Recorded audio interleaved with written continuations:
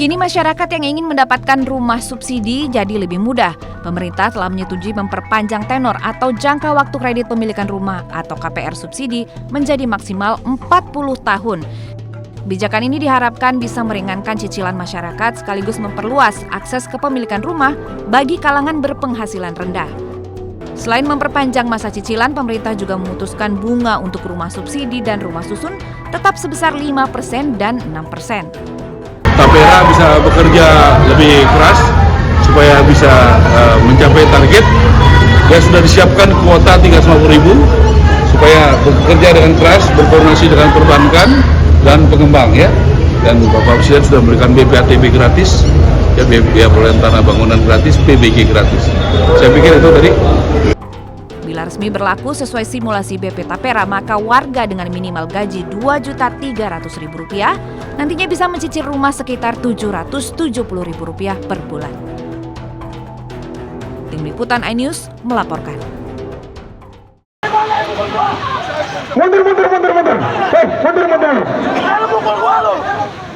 Puluhan mahasiswa melakukan aksi unjuk rasa di kawasan Silang Monas, Jakarta Pusat. Dalam aksi tersebut, para mahasiswa dari Aliansi Mahasiswa Cipayung Plus Jakarta Barat menuntut kenaikan harga bahan pokok dan BBM non-subsidi yang dinilai memberatkan masyarakat.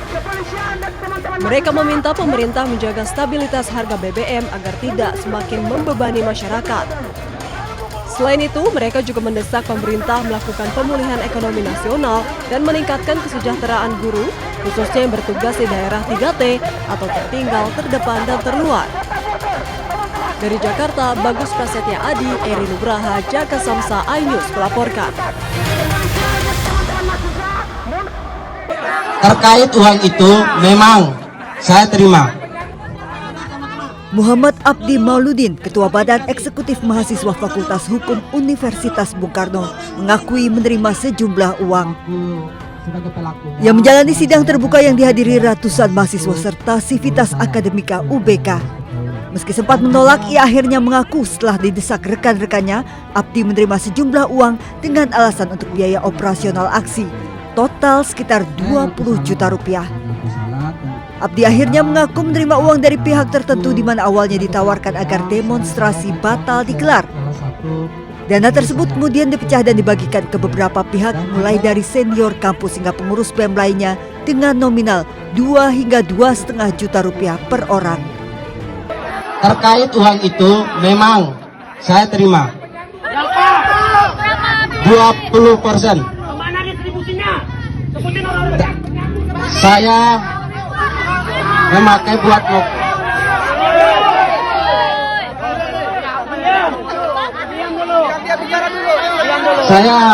memakai buat mokom 500, tambahan buat mokom, yang kebutuhan lainnya sekitar 200.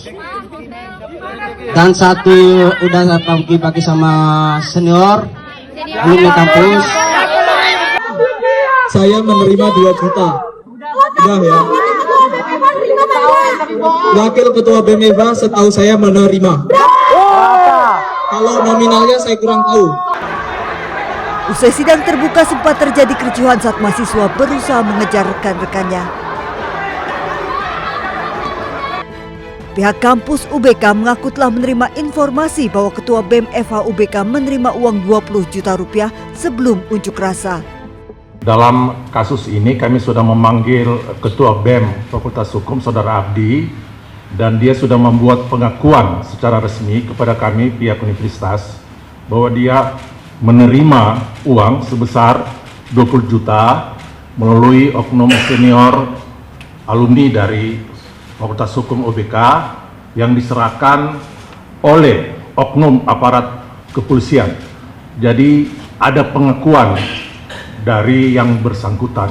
Dalam proses ini, kami Bung Karno sudah membentuk tim investigasi. Sebelum polemik ini pecah, Abdi bersama perwakilan mahasiswa lainnya sempat diterima oleh Wakil Presiden Gibran Rakabuming Raka di Istana Wapres. Mereka menyampaikan sejumlah tuntutan. Dari Jakarta, Tim Liputan iNews melaporkan.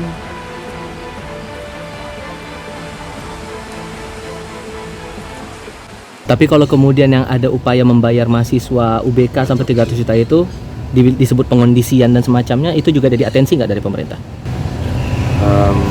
Ya, saya rasa penjelasan saya tadi sudah bisa merespon ya terkait dengan dugaan ada pengkondisian dari pemerintah terhadap demo yang mendukung MBG.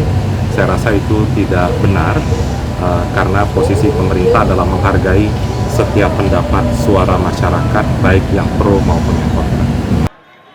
Hati-hati loh. Saya kasih peringatan mereka-mereka itu. Saya tahu siapa yang bayar demo, gue tahu itu. Tapi nggak apa, dia bayar demo. Ditanya anak-anak demo nggak ngerti. Mau demo apa ya? Kami dibayar 200.000. Tapi ada, saya nggak mengerti. Saudara kita ini kalau merasa apa ya, kalau kita di dalam pertandingan gitu ya, kita jadi supporter kan, kita dukung satu tim. Ayo maju. Negara kita ini lagi bersaing sama banyak negara. Harusnya bangsa ini kompak. Kalau ada yang kurang, teman yang kurang, tim kita lagi main ya, mainnya kurang bagus, ya tetap di supporter ya. Nanti begitu sudah selesai pertandingan baru dikoreksi.